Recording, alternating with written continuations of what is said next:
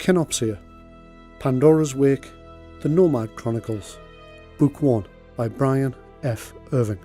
Read by Brian F. Irving. Chapter 2, The Hunt. I do not like this, former Oberfeldwebel Ulrich frowned. The strike team. There are no professional soldiers among them. This is not good. Canute nodded. He understood the big German's objections, but he didn't see what choice they had. I know, Jonas, I know. But they're not going to be fighting professional soldiers either. They're just going to clear out some alien fungus. And sooner or later, we're all going to have to learn to be fighters. The world is not what it once was. Yes, sir. But anything could happen out there.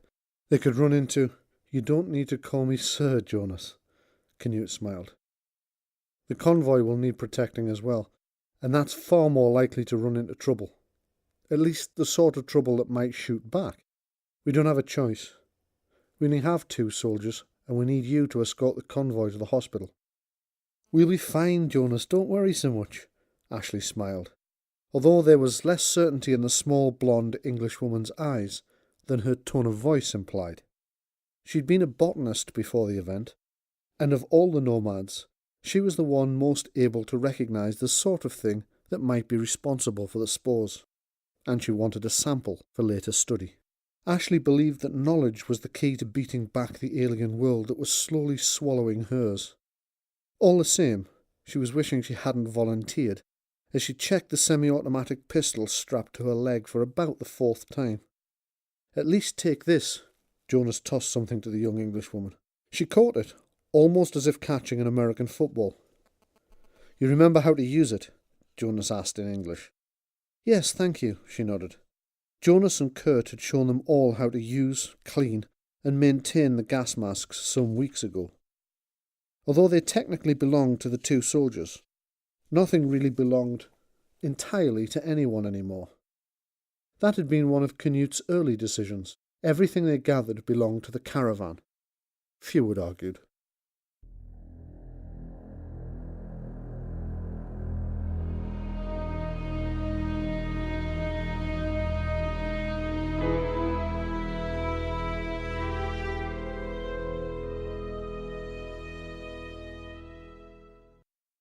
We're ready to go when you are, Ashley.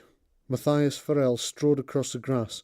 Turning to Canute, he added, We're taking the motorcycle and 2 cars, at least as far as the road, but from there we'll walk. We do not know how far these spores carry, so we do not know how long this will take. We meet you in Bay, yeah? The man's English was a little stilted, but was clear. Canute nodded. He was almost as nervous as the volunteers on the strike team. He hated splitting the caravan, but time was of the essence, and he saw no other logical option. You have your radio. It was a statement more than a question. You know the frequency we're on, and the call signs. Canute glanced from Matthias to Jonas. Both men nodded and answered with a stiff German exclamation of Jawohl. Good, Canute nodded. The strike team will be call sign Molnier. The column's call sign will be Thor. Good hunting, Jonas. Danke, Canute. And good luck to the caravan. We'll meet again soon, yeah? With that, the former policeman turned and strode back to the rest of the strike team, who were waiting in their vehicles. Ashley hurried along beside him. Hi, she smiled as she leapt into the back of the large 4x4. The 2 women in the front seat hailed her back. You all ready? Esther asked. Her voice was muffled behind the scarf that she'd wrapped about the lower half of her face, covering her mouth several times to try and keep the alien spores at bay. They all wore them now, the strike team, save for Ashley, who slipped on the gas mask that Jonas had given her. She grunted her affirmation. From the front passenger seat, Magda patted her shotgun. Yes, she said, a little more brusquely than she'd meant to. She adjusted her own face scarf as Esther turned the big car off the grass and towards the road, following Nathaniel's police car. On their flank, Ronan's motorbike kept pace with them. His emotionless eyes glanced over at them before he lowered the visor. Sweat ran down Ashley's brow despite the chill of the Swiss night.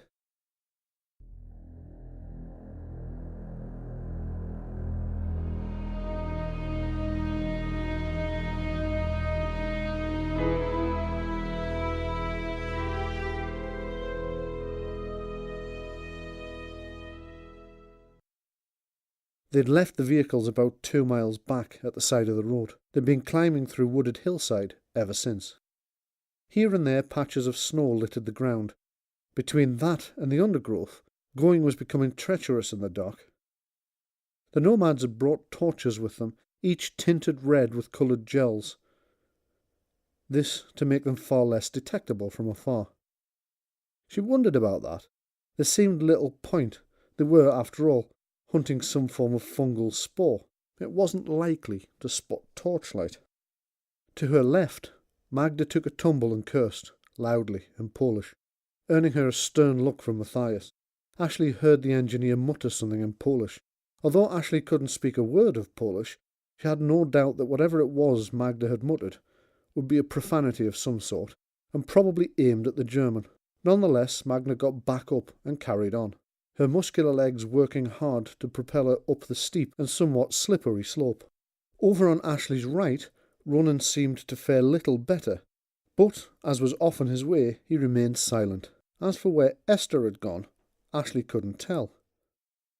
The moment they dismounted the vehicles, a small Jewish woman disappeared into the woods, with her automatic handgun in a double-handed pistol grip. She seemed oddly familiar with this for an office administrator.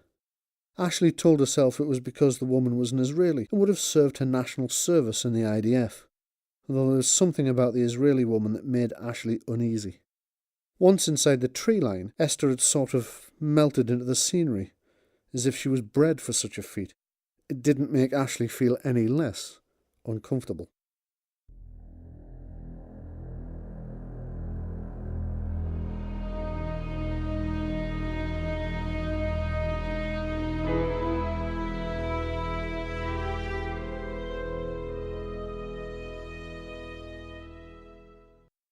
Matthias saw them first. He sank to his knees, his police shotgun braced into the shoulder and ready to fire. The others took their cue from him. Slipping to their bellies, they crawled the last few half-dozen metres or so, until they were all in a rough line. Even Esther had reappeared on the left flank. She knelt rather than lay. A large tree trunk partially obscured her. Leaning around it, she signalled her readiness to the others. Ronan lay prone, his shotgun aimed at the strange alien spores. Ashley realised with more than a little guilt that she was the only one without her weapon at the ready. She peered at the spores as she drew her handgun from its holster at her leg. The others hadn't needed a botanist to tell them that these things were not from around here, or that they were very dangerous either. There were 3 of them, at least 3 that she could see, swaying to and fro in the breeze. At least that's how it seemed at first, until she realised that the motion of their swaying had nothing to do with the wind. They were swaying left to right, whilst the wind came from behind them. Each of the things stood over 2 metres high on thick, green, rubbery tendrils that must have been as thick as her arm. She couldn't tell how many tendrils each one stood upon. They dangled in a cluster from the bottom of the roughly spherical main body of the plants. The main bodies themselves seemed to be several shades of green, all flowing together to form an impromptu camouflage pattern, pockmarked by irregular black pits and purple boils or carbuncles that pulsed and throbbed. Some of the pits seemed to open and shut like sphincters. Ashley knew that this was the source of the spores that the plants were pumping out, and had been doing for God knows how long, but it wouldn't be long before that was stopped.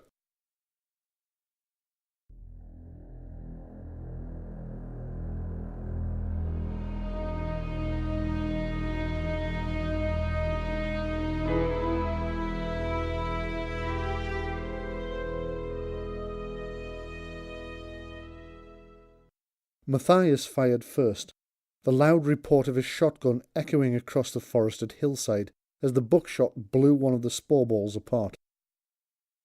There was just enough time for Ashley to wish she'd told the nomads to approach the things and burn them before the world erupted with the sound of gunfire.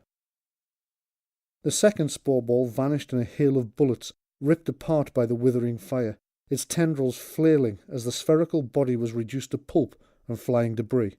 The third one ripped itself out of the ground, its green tendrils flailing as the spherical body squatted low under the hail of gunfire, and it sprinted. There was no other word for it. The tendrils churned the ground as the plant thing hurtled towards its attackers at alarming speed. Magda, fumbling to reload her shotgun, saw it coming, but too late. A heavy tendril lashed out and slapped her across the face, sending her tumbling down the hillside head over heels, bouncing painfully, slamming into tree trunks as she went. The thing took off after her, but only made it a few yards before Esther Yadden blew it apart with a 3-round burst from her handgun. Advancing on it, she fired again, its tendrils flailing about madly in some form of death throes as the Israeli woman took something from her coat pocket, a bottle of lighter fluid. Spraying the writhing remnants from another world with the contents of the bottle, she produced a lighter. In an instant, the creature's remains went up, blazing in the darkness as its flailing first increased in intensity, and then stopped altogether.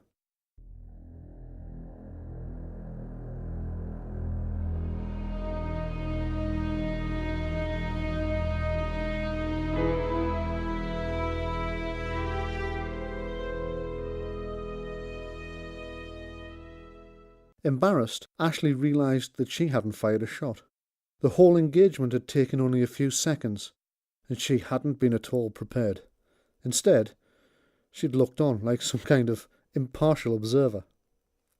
She cursed herself for not reacting more quickly. Had she been any use to this mission? Then she recalled Magda, and seeing her going bouncing down the hillside, limbs pinwheeling as she made one bone-jarring impact after another. "Magda!" she called, peering down the hillside. There, some 20 metres beneath her, on the slope, was the prone body of the Polish civil engineer. "Magda! Oh God, I think she's dead. Matthias! Esther! Help!" she called out as Ronan appeared at her side and gazed down the hill. "She looks dead to me." Ronan's monotone voice seemed disinterested in the fate of their colleague. "That's not helping, Ronan," Ashley barked. "Wasn't meant to be helpful. Just an observation." He shrugged as the others joined them. "I'll go down and get her." Matthias looked around. "Ronan, you come with me. You too. Burn what's left of those things."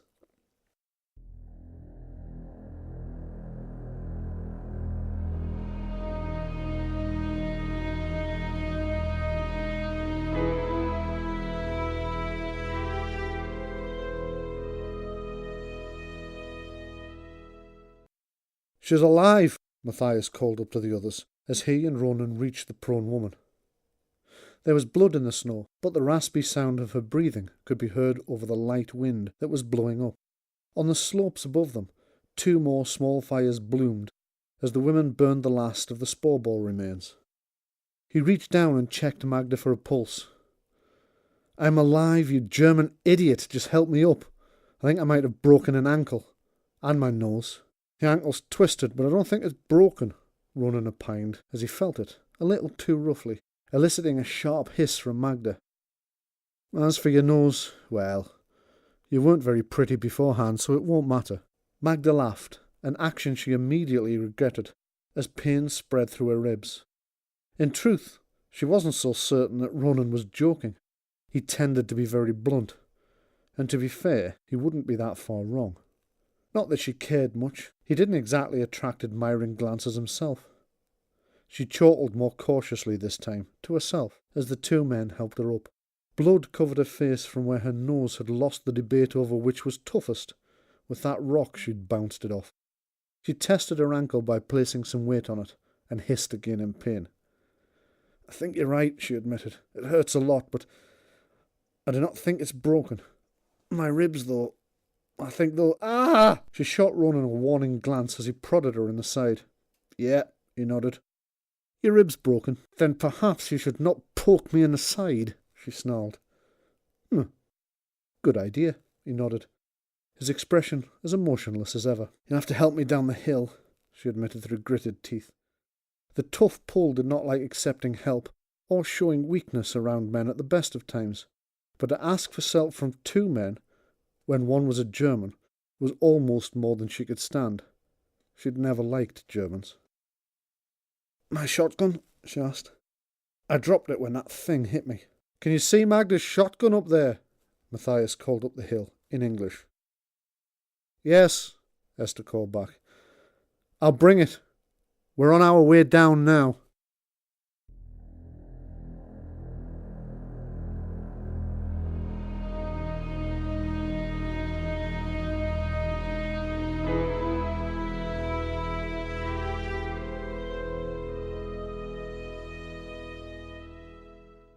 Progress down the hillside was slow.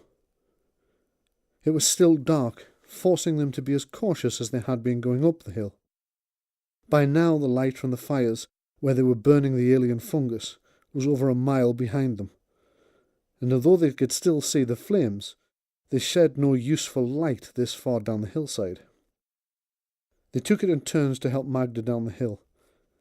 The extra effort was surprisingly tiring. She insisted on doing as much as she could for herself, but in the dark, on a slippery hillside, with a twisted ankle, broken ribs, probably a mild concussion, and a broken finger as well, she could hardly be expected to be anything but a burden.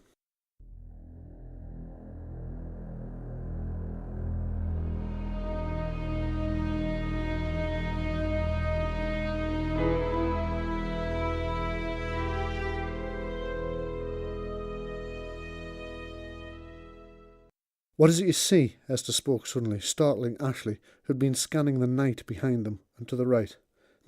Nothing," she swallowed, trying to get a grip on herself. It had been a tough night, and one she wished was over.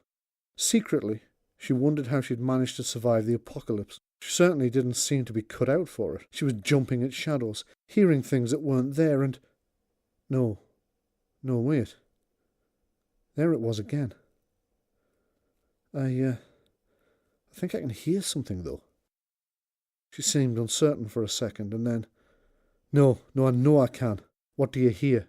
Esther asked, peering into the darkness as if willing it away. "Movement," Ashley said. "Something crashing through the trees in the distance." "Can't you hear it?" Esther stopped and cocked her head to one side. "No, wait, yes. Yes, I hear it." The two women looked at each other, fear in their eyes. They looked back into the night for a split second, and then took off down the hillside as fast as they could, all sensible precautions thrown to the wind. "Run! Run!" Esther called to the others. "Something's coming. It's big, and it's moving fast."